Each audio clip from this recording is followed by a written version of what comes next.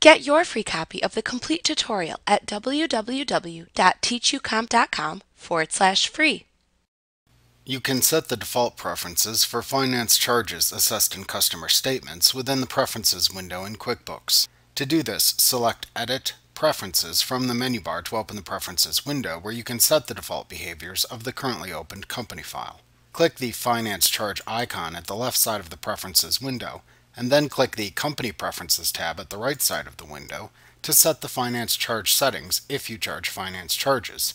Note that it is not required that you assess finance charges, and you should consult the laws for your district regarding assessment of finance charges before assessing them to customers.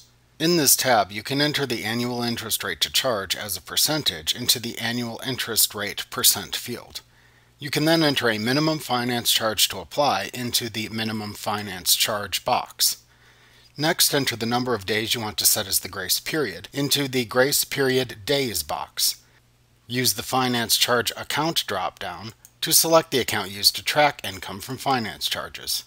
If needed, you can check the Assess Finance Charges on Overdue Finance Charges checkbox to enable that feature when calculating finance charge amounts.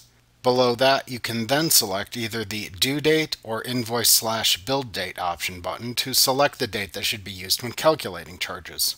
Also, if you want the finance charge invoices that are created to be marked as to be printed by default, then check the Mark Finance Charge Invoices to be printed checkbox. That way you can print them as a batch after assessing finance charges if needed. After you have set your finance charge defaults, click the OK button to apply them.